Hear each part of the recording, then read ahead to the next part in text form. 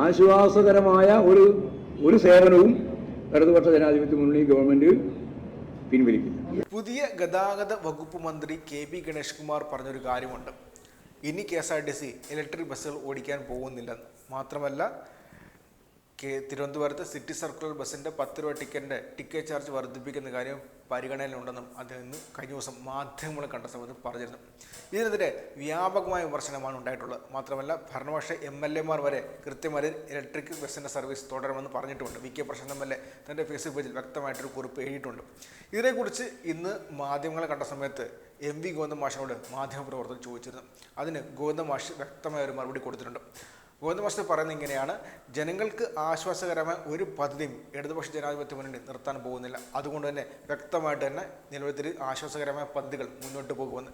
തിരുവനന്തപുരത്തെ ജനങ്ങൾക്ക് വളരെ ആശ്വാസകരമാണ് ഇപ്പോൾ തുടങ്ങിയിട്ടുള്ള സിറ്റി സർക്കുലർ ഇലക്ട്രിക് ബസ്സുകൾ.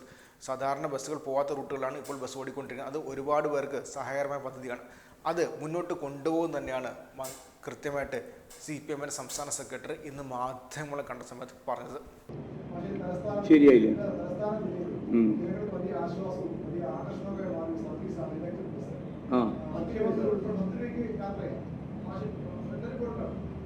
ആശ്വാസം ഉണ്ടല്ലേ?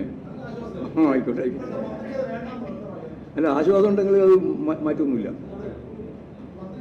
ആശ്വാസകരമായ ഒരു സേവനവും ഇടതുപക്ഷ ജനാധിപത്യ മുന്നണി ഗവൺമെന്റ് പിൻവലിക്കില്ല.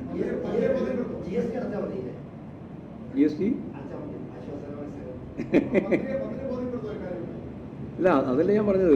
ഒരു മന്ത്രിയുടെ പ്രശ്നമല്ലല്ലോ, ഇവിടെ മന്ത്രിസഭ തന്നെ ഉണ്ടല്ലോ. അപ്പോൾ ഇങ്ങനെ വരുന്ന സേവനങ്ങളെ ഏതെങ്കിലും ഒന്ന് ഇല്ലായ്മ ചെയ്യുക എന്നുള്ള നിലപാട് ഗവൺമെന്റ് എടുക്കുന്ന നിലപാടിന്റെ ഭാഗം. ഏത്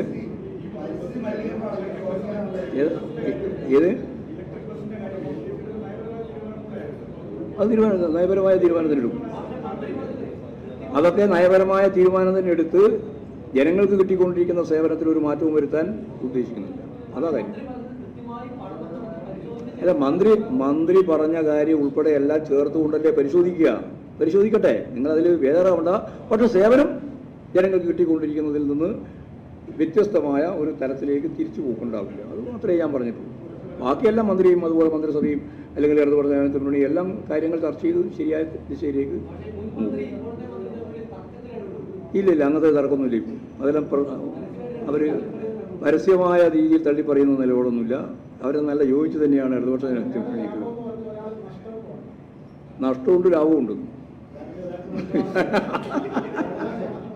ചിലവ് നോക്കുമ്പോൾ നമ്മൾ ഒരു വ്യവസായത്തിൽ ആകെയാണ് പരിശോധിക്കുമ്പോഴാണ് എന്തുണ്ട് നഷ്ടം.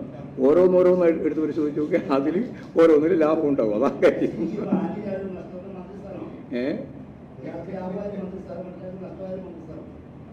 ഈ മന്ത്രിസ്ഥാനം ഇടതുപക്ഷ ജനാധിപത്യ മുന്നണി ഈ മന്ത്രിസ്ഥാനം വലിയ പ്രധാനപ്പെട്ടതും മന്ത്രിസ്ഥാനം ഇല്ലാതായാൽ പൂർണ്ണമായി ഇല്ലാതാവുന്നതും അല്ലല്ലോ. ഇതൊരു പ്രസ്ഥാനമല്ലേ, എല്ലാവർക്കും ഉണ്ട്.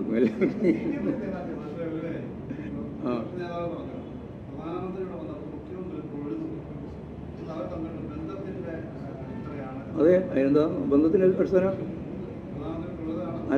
നല്ല പ്രതിപക്ഷ ബഹുമാനവും സ്നേഹവും രാഷ്ട്രീയ പാർട്ടികൾ തമ്മിലുള്ള ഈ രീതിയിലുള്ള സൗഹൃദവും ഒക്കെ ആരാ വേണ്ടെന്ന് പറഞ്ഞിട്ടുള്ളത്?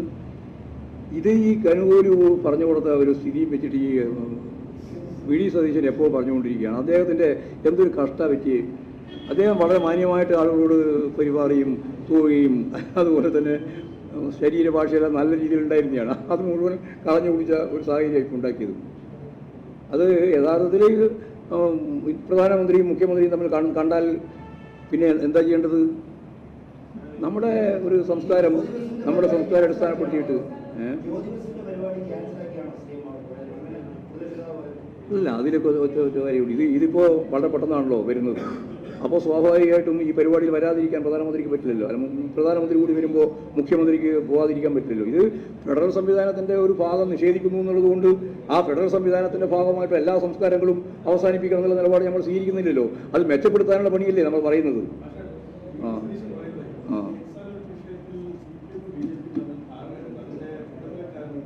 അത് ഏത് കാര്യത്തിലാണ് ധാരണ ഇല്ല എന്ന് പറഞ്ഞത്? ഹിന്ദുത്വ അജണ്ടക്ക് അടിവരയിട്ട് മൃദു ഹിന്ദുത്വ നിലപാട് സ്വീകരിക്കുന്ന കോൺഗ്രസിനെ നിശിതമായിട്ട് വിമർശിക്കുന്ന CPM-നെതിരായി ജനമധ്യത്തിൽ എന്തെങ്കിലും ഒരു ആനുകൂല്യം കിട്ടുമോ എന്ന ആശ്വാസപരമായ കാര്യം വെച്ചാണ് VD സതീശൻ ഇമാതിരി വർത്താനം പറയുന്നത്. അതിന് ഒരടിസ്ഥാനവും ഇല്ല.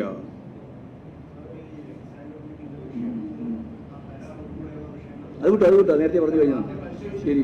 ഇല്ലല്ലോ, പാർട്ടിയൊന്നും പരിശോധിച്ചില്ല. ഇതിൽ പാർട്ടി പരിശോധിക്കേണ്ട കാര്യം ഞങ്ങൾ ഈ നിലപാടില്ല എന്ന് പറഞ്ഞില്ല. അതിൻ്റെ അകത്ത് നമ്മൾ കരാറിൻ്റെ പ്രശ്നം നമ്മൾ നോക്കേണ്ട കാര്യമില്ല. ഞങ്ങൾ നോക്കുന്നത് ഇതിൻ്റെ രാഷ്ട്രീയമായ കാര്യം മുഖ്യമന്ത്രിക്കെതിരായിട്ട് പാർട്ടിക്കെതിരായിട്ട് കടന്നാക്രമണത്തിൻ്റെ ഭാഗമായിട്ട് വരുന്ന വിഷയം മാത്രമേ നമ്മൾ ചർച്ച ചെയ്യുന്നുള്ളൂ. മറ്റു കാര്യങ്ങൾ നമ്മൾ ചർച്ച ചെയ്യേണ്ട കാര്യം ഉള്ളൂ. അത് ചർച്ച ചെയ്യേണ്ടത് ഞങ്ങളല്ല. ശരിയും കഴിഞ്ഞു. ഇത്രത്തോളം പരിശോധിച്ചു. അല്ല, പറഞ്ഞിടത്തോളം കാര്യം പരിശോധിച്ചതാണ്. ആ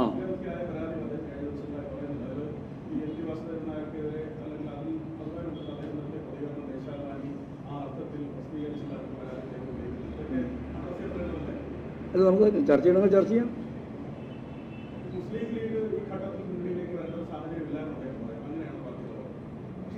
എങ്ങനെ അത് പിന്നെ വളരെ കറക്റ്റല്ലേ.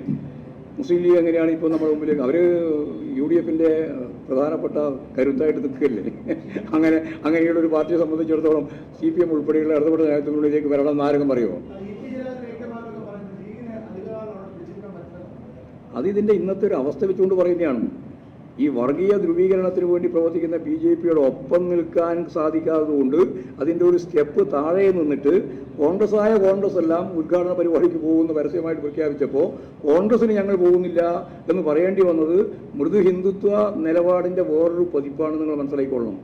കോൺഗ്രസ് എല്ലാം പോയിക്കോട്ടെ, ഞങ്ങൾ പറയും ഔദ്യോഗികമായിട്ട് പറയുന്നത് മാത്രമാണ് ഇപ്പോൾ പറഞ്ഞു വെച്ചിട്ടുള്ളത്. ഇപ്പോൾ കർണാടകത്തിലെ കോൺഗ്രസ്സുകാരെല്ലാം അങ്ങോട്ട് പോകാൻ UP-ന്ന് ഇപ്പോൾ തന്നെ പുറപ്പെട്ടു തുടങ്ങിയിട്ടുണ്ട്. അതുപോലെ തന്നെ ഹിമാചൽ പ്രദേശിലെ മുഖ്യമന്ത്രി സുഖു തന്നെ പറഞ്ഞു, ഞാൻ ക്ഷണിച്ചാലും ക്ഷണിച്ചില്ലെങ്കിലും ഇപ്പോൾ പറഞ്ഞിട്ടുണ്ടെങ്കിൽ പോകുന്നു. ഇതാണൊരു കോൺഗ്രസ് അഭിമുഖീകരിക്കുന്ന ഗുരുതരമായ പ്രതിസന്ധി. മതനിരപേക്ഷ ഉള്ളടക്കത്തിൽ നിൽക്കാൻ അവർക്കാവുന്നില്ല.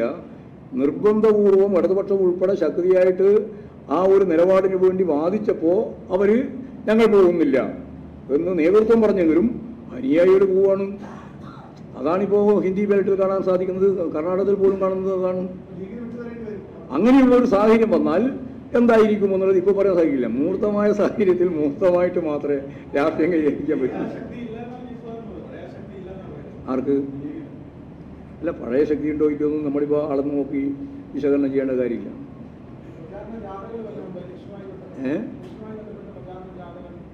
ഞങ്ങളിപ്പോൾ അതിനെ സംബന്ധിച്ചും പറഞ്ഞിട്ടില്ല. കാരണം ജാഥ ഇതിന് മുമ്പ് നടന്നിട്ടുണ്ട്. ഇനിയും ഇലക്ഷൻ്റെ സന്ദർഭം വരുമ്പോൾ നമുക്ക് ആലോചിക്കാം. ആവശ്യമാണെങ്കിൽ നടത്താമെന്ന് മാത്രമേ.